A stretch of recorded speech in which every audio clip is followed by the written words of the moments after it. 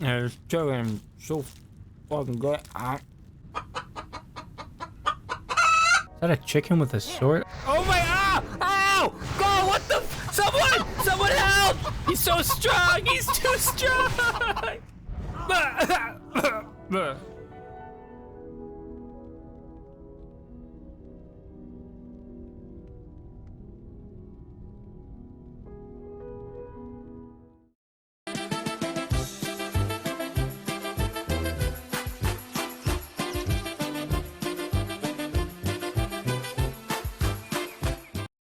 Definitely be careful who you're eating chicken around if that intro has anything to tell you. But what I have to tell you is that we have another interesting build today. This chicken is packing some heat in more ways than one. I'm excited to talk about that. So the particular enchant is going to be Lava Sweep. So this is going to be doing a few things, and we'll get into those right now. So your Lava Lash is transformed into Lava Sweep, an ability only usable with a two-handed weapon that charges your main hand weapon with lava, dealing 100% weapon damage to your target and additional fire damage to all nearby enemies. For every target hit by Lava Sweep, your Dragon's Breath, Blast Wave, and Flame Shock damage is increased by 15%, and your spell damage is increased by 3% of your attack power. Both effects stack up to 5 times and last for 8 seconds. Critically striking increases the duration of your Dragon's Breath on the target by 1 second. Additionally, Dragon's Breath spreads your Flame Shock and Dragon's Breath spreads your Flame Shock, and dealing damage with Flame Shock or Lava Sweep increases the damage of your next Fire Blast by 20% and its critical strike chance by 5%. That stacks up to 20 times. So a lot of moving parts. Pretty interesting right off the bat. One thing with Lava Sweep that I really want to point out is it's inherently AoE.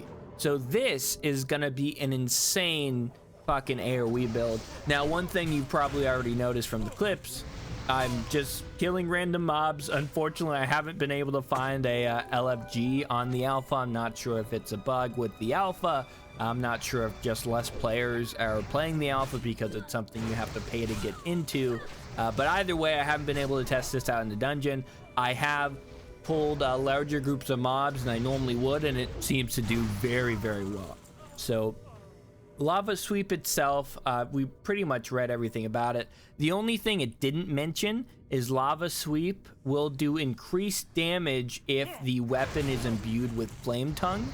Now, of course, Flame Tongue being a weapon enchant in the Shaman Tree, we'll talk more about that in a second, but I went with Flame Tongue anyway, since a lot of the build we're going to be doing fire damage. It just made sense for the aesthetic. Not only increasing our spell damage as well, which obviously we have a lot of spell damage. So I'm going to go into the talents. Now keep in mind, this is alpha, so everything here could be changing in terms of what may be recommended for this build going further. I definitely don't have the perfect build. This is a build. I saw the enchant, I was like, oh, that's sweet, let me try to make a build for it, and this is my first attempt. So not perfect by any means. The first thing, and again, I just like Dominate Undead, so I've been using Dominate Undead. I also picked up Unholy Presence. In the Balance Tree, we have Innervate. Hunter, we got the aspect of the Beast because we're going to have some other things scaling with attack power that increases our spell power. And then Marksmanship, we got Combat Experience. Now this is going to be increasing our total agility by 3% and intellect by 6%. As a capstone bonus, you gain 10% of your agility as spell hit rating and 5% of your agility as melee and ranged hit rating. Now, because this is another hybrid build, just like the White Walker one I've done previously, there's going to be a lot of these talents that are just good for both builds. They're going to carry over. It just happened to work like that. The build I was originally going to try to go is actually currently bugged on the alpha, so I wasn't able to give that a try. But another pretty similar hybrid build, but people seem to like the hybrid builds. The fire damage aspect of this really takes off in the Mage Tree. Fire, of course. We did pick up Fireball because we also have Maelstrom weapon, and we'll point that out a little bit. Fire Blast, obviously something benefiting from the legendary enchant, so it just makes sense to get. Then your regular good fire spells like Ignite, your critical strikes from direct fire damage spells and abilities being very important there with Lava Sweep, causes your target to burn for an additional 40% of your spell's damage. Again, just great. You'll notice I actually ended up getting Hot Streak. This has not been proven useful yet, but if we get more crit, it might be. Anytime you score 2 non-periodic spell criticals in a row using Fireball, Fire Blast, Scorch, Living Bomb, or Frost Firebolt, you have a 100% chance the next Pyroblast spell cast within 10 seconds will be instant cast. So, if we get lucky, that's a big spell coming someone's way. Again, we haven't gotten lucky yet, but I've gotten one proc, I just haven't gotten the second one. Now, obviously, spells like Blast Wave are good inherently, and they benefit from the legendary enchant, so of course I'm getting those. Then we also have Dragon's Breath, which is going to be doing more AoE damage and disorientating people we hit with it. So not really anything too crazy. Most of you have probably already used one of these spells in some regard. Just again, they're good spells. I don't really have anything else to say about those. Now, in the Paladin Tree, we got Blessing of Wisdom and Seal of Wisdom. We also, in Retribution, got Judgment of Wisdom and Conviction. You can probably guess why I got so many different wisdom spells. I was afraid mana being an issue.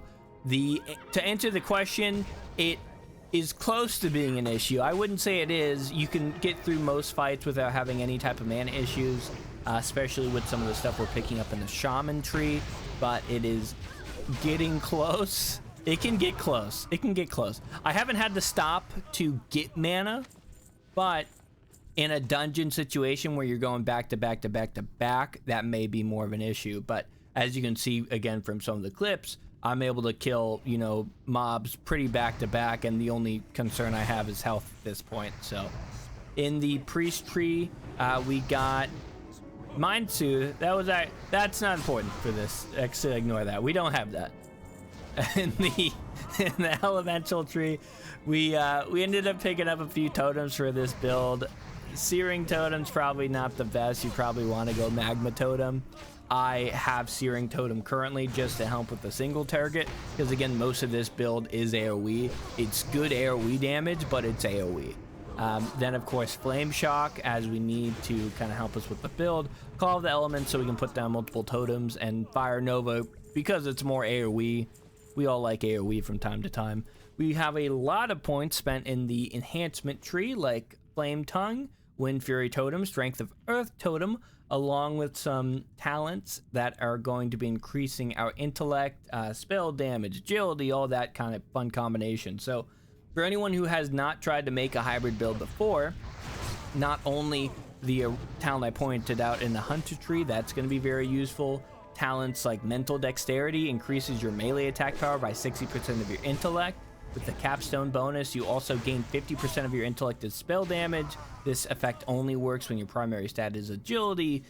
Just innate synergy there. Then obviously you have Mental Quickness, increases your bonus spell damage by an amount equal to 20% of your melee attack power, doubled if your stat is strength or agility. So again, a lot of just spell damage, really helping with that hybrid focus.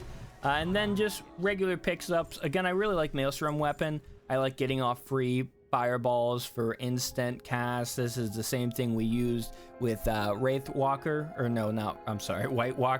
to get off the Frostbolt. So still helping us there. We actually got Shamanistic Rage. This is another thing. Just worried about mana. Could probably do without this realistically. Obviously, for the build to work, you actually need Lava Lash. So I'd make sure to get that one first if you're trying this build. And then things like Unleash Rage, it's going to be increasing our spell damage and attack power. So both of those things we want. Not, really a no-brainer there. The last one I want to point out is Thundering Strikes. Improves your chance to get a critical strike with all spells and attacks by 5%. Your spell critical strike rating is increased by 30% of your agility. Again, just synergy between agility and spell damage, which is very good and very important when you're talking about going a hybrid build. Now, in Restoration, not super notable. I mean, I have a healing spell in case I need one. I have mana spring and water shield because I was worried about mana. Nothing crazy. And then the warrior tree, we just picked up whirlwind. The attack spells I had felt like I was waiting sometimes, and I don't like waiting when the global cooldown is up. So I got whirlwind just for filler. You could replace this with something like Sinister Strike, with something like Cleave, and you'd probably be just as happy. I picked up whirlwind specifically for the AoE, and you know, whirlwind just seems to be a good ability, but again, definitely not required. I just wanted to get something to fill in a little bit of a gap. And then that's going to be pretty much everything I have. Now, I went over this more in depth than I did in the previous video, because I didn't go over the talents as much because I was worried that I was going to be changing them a lot when I hit level 80, etc, etc.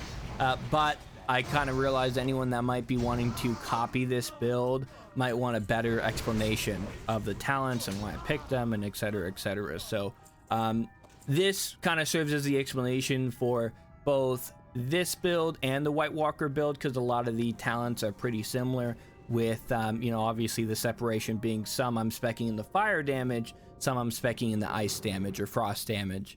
And most of these, a lot of these talents are going to carry over to any hybrid build you're going for, especially if you're selecting agility as your primary stat. Now, of course, not every build is going to have the exact same talents, especially when we're talking about strength versus agility and the pros and cons of each one, etc, etc. But again, this is the build. I hope you guys enjoyed it, and if you have any comments or suggestions for another build, definitely let me know. Otherwise, hope you have a great day. Bye bye.